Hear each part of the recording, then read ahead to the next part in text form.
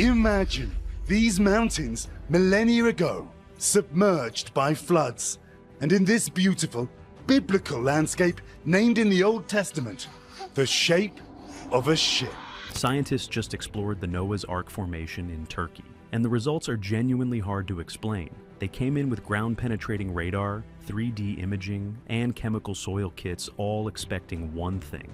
The mountain handed them something else, something the standard geology can't quite cover, and something the team itself refuses to say out loud. The formation. For centuries, the story of Noah's Ark has lived somewhere between sacred truth and ancient legend. Some dismissed it as myth, others held onto it as recorded history. But now a discovery in the mountains of Turkey is dragging that debate back into the open, and this time, it isn't being driven by belief, it's being driven by data. An international team of researchers recently focused their attention on a strange site in eastern Turkey. They came armed with ground-penetrating radar, 3D subsurface imaging, and chemical soil analysis, tools that can effectively read what lies beneath the earth like a visual map. What they detected was a massive ship-like structure buried under layers of rock and soil, long, parallel lines, sharp angles, compartments that looked almost like internal floors. Its dimensions were striking, not vaguely ship-like, genuinely close to what ancient texts describe. The location is called the Durupinar site, named after the Turkish army captain who first photographed it from the air in 1959.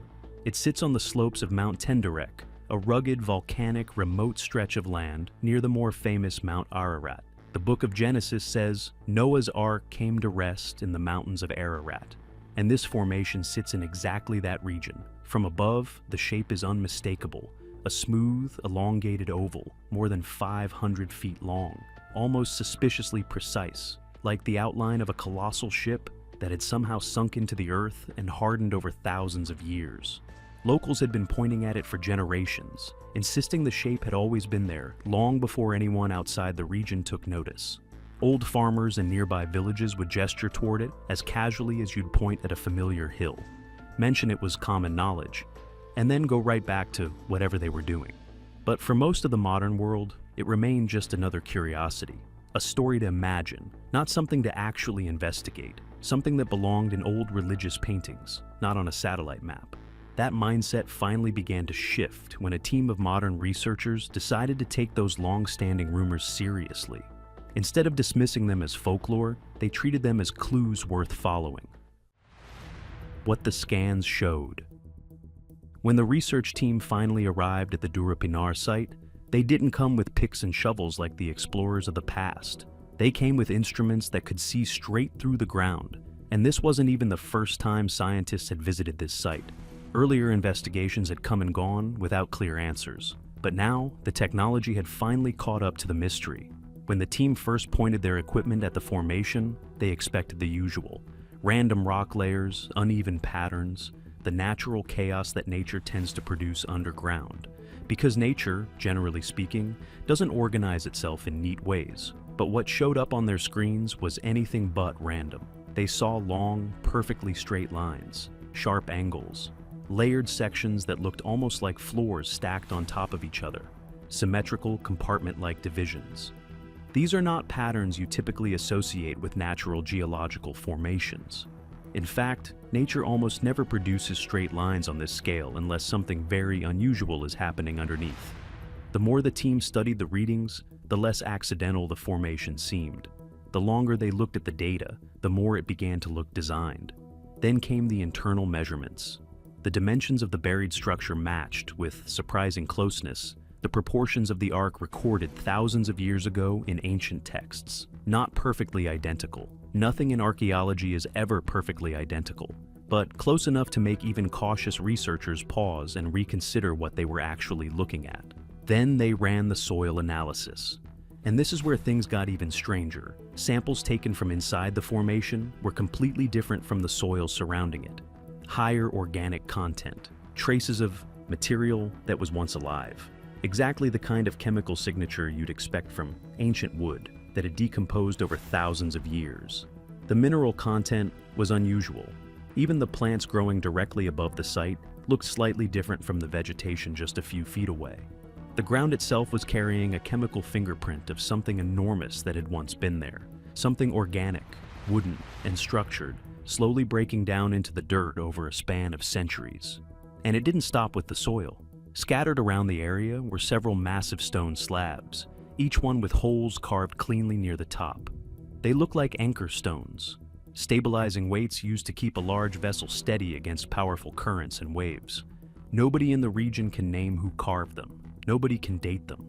They've simply always stood there, passed down through families and generations, standing silently in the landscape long before anyone alive could remember. Some lean, some have tipped over completely. But the holes drilled near the top of each stone are clean and unmistakably the work of human hands.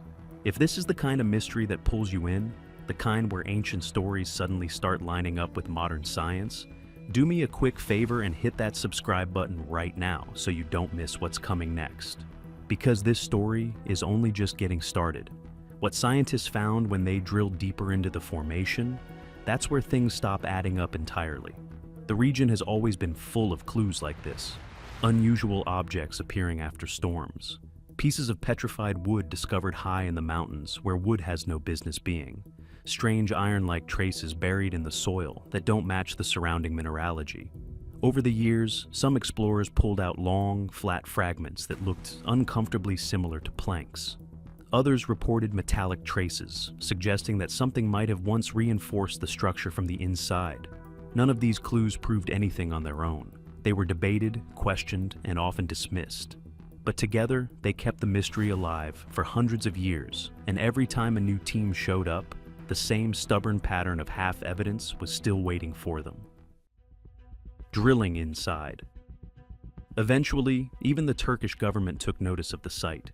The area was designated as a protected national park, not because anyone had officially confirmed it as Noah's Ark, but because the cultural and historical significance of the location had become impossible to ignore.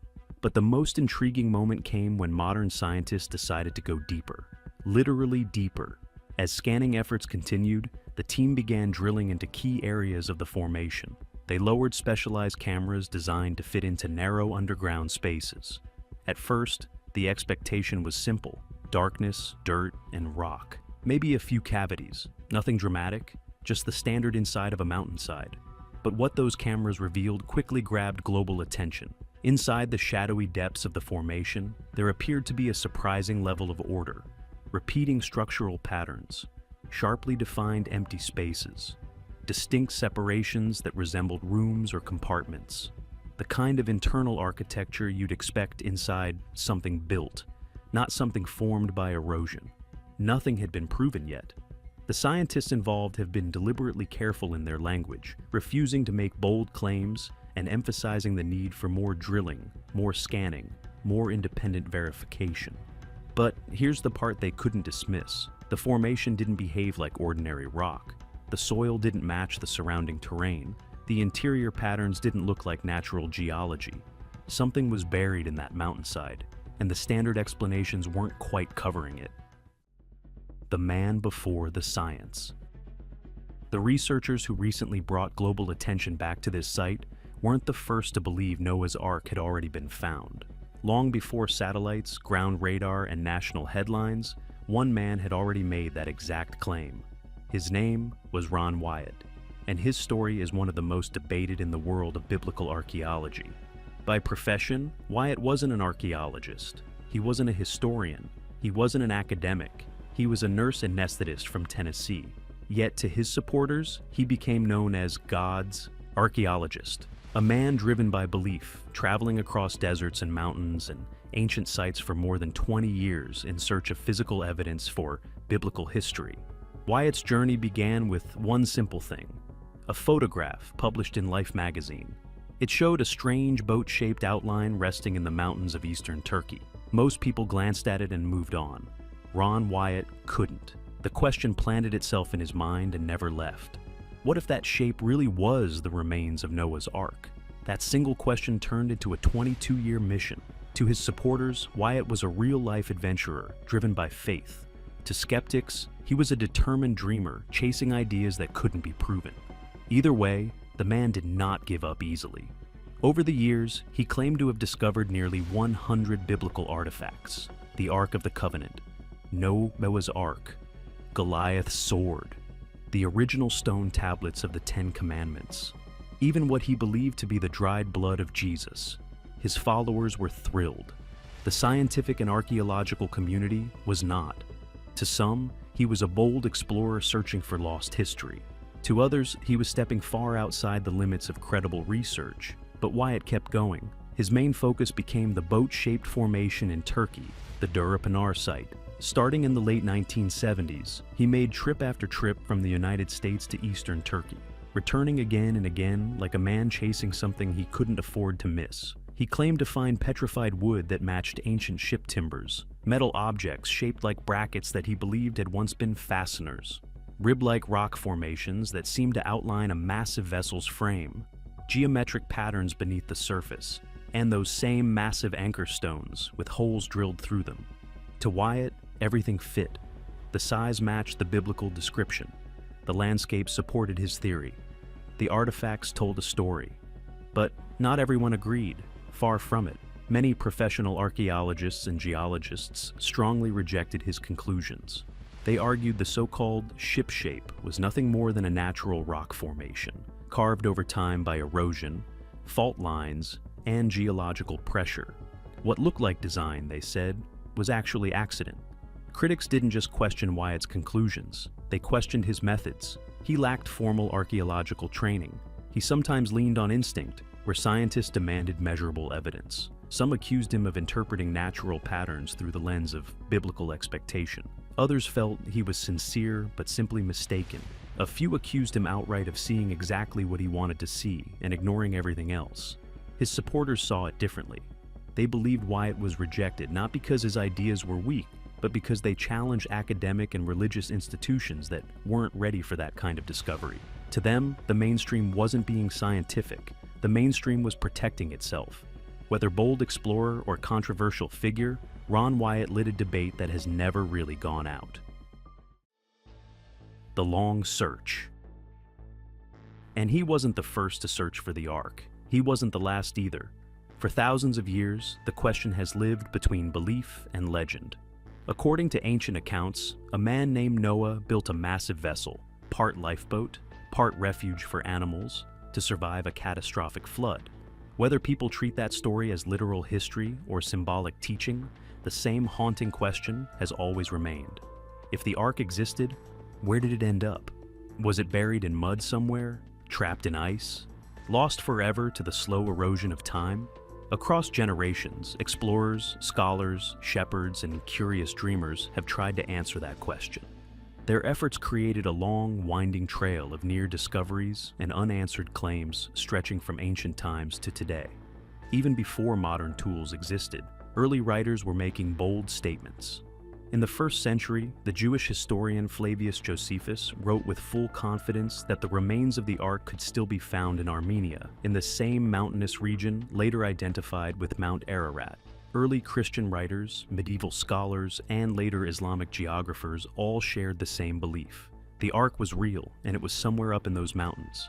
And it wasn't only one tradition. Flood stories appear in nearly 200 cultures around the world. From Mesopotamia to India to Central America, the idea of a massive vessel preserving life through a world-ending flood isn't unique to the Hebrew Bible. It's a story humanity tells itself again and again across continents and centuries. At the British Museum, researchers uncovered a Babylonian tablet describing a huge circular boat, a massive coracle built with precise measurements. A modern replica based on that ancient design was later constructed in India, and it actually floated. Ancient civilizations, it turned out, weren't just telling flood stories. They may have been recording real engineering knowledge inside them. By World War I, the mystery picked up new fuel.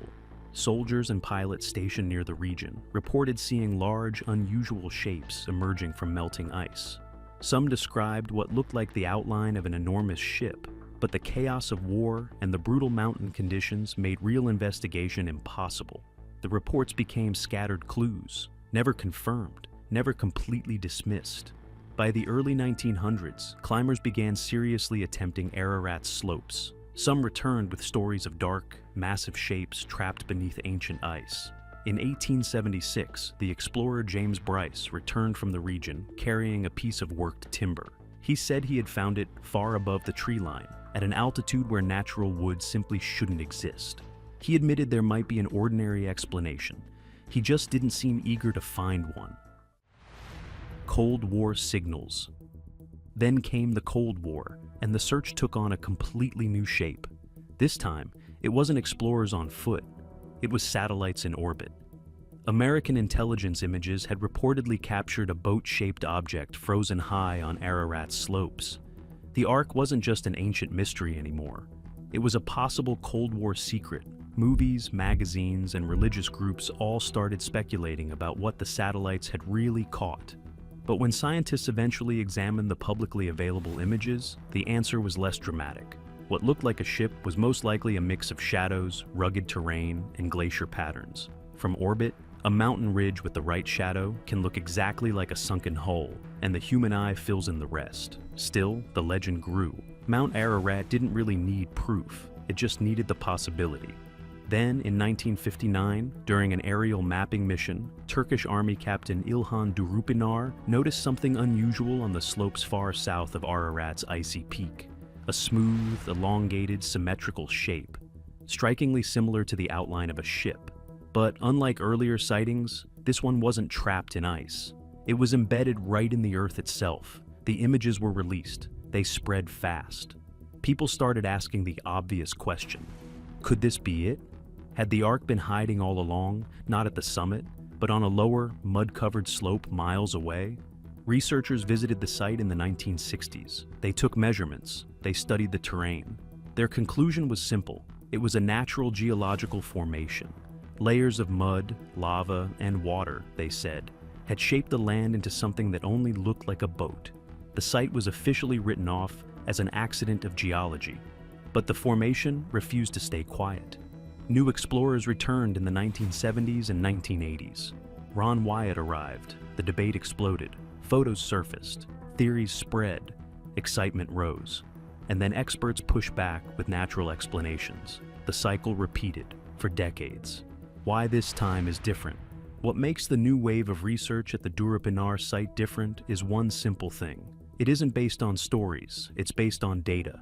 Ground-penetrating radar showing structured patterns underground, soil analysis revealing organic traces where there shouldn't be any, 3D imaging picking up sharp angles and compartmentalized spaces beneath the surface, plants growing differently above the site than the ones just beside it, massive stones with anchor-like holes that nobody can date and nobody claims to have carved, and internal dimensions that line up with disturbing closeness to the measurements written down thousands of years ago in a book that most of the world has read. It's not proof of Noah's Ark. The researchers themselves refuse to make that claim. They keep pointing out, correctly, that an unusual signal underground is not the same thing as a confirmed wooden ship buried in a mountain. More drilling is needed, more independent scans, more chemical testing, more time. But it is hard evidence that something unusual is buried in that mountainside, something the standard geological explanations can't fully account for, something that doesn't quietly go away the more closely you look at it. For the first time in the long, strange history of this mystery, the search isn't being driven by faith or speculation. It's being driven by careful science, by machines that don't have a religious opinion, by chemical tests that don't care what anyone wants the answer to be. And while the team still hasn't given a final answer, this may be the strongest lead anyone has ever had on a question humanity has been asking for thousands of years. A mountain in eastern Turkey, a shape that shouldn't be there, internal patterns that look designed, soil that carries the chemical trace of something organic and enormous, stones nobody carved but everyone agrees have always been there, strange dimensions matching an ancient text, and a story told across nearly 200 cultures, in nearly every corner of the world, all describing the same basic event. Maybe it really is just an unusually shaped piece of geology. Maybe the human mind is so wired to see ships and faces and patterns that we'll find them anywhere we look hard enough. Maybe the soil is just weird soil, the stones are just weird stones, and the dimensions are just a strange coincidence in a strange part of the world. Or maybe, after all these centuries of searching, after all the failed expeditions and dismissed claims and rejected theories, the world has finally been pointed at the right mountain. So, what do you think? Is the Durupinner site really the resting place of Noah's Ark, or is this just another natural formation we're reading too much into? Drop your honest answer in the comments below. I read every single one, and if you made it this far, smash that like button and subscribe so you're the first to know the moment this story breaks again, because something tells me it absolutely will.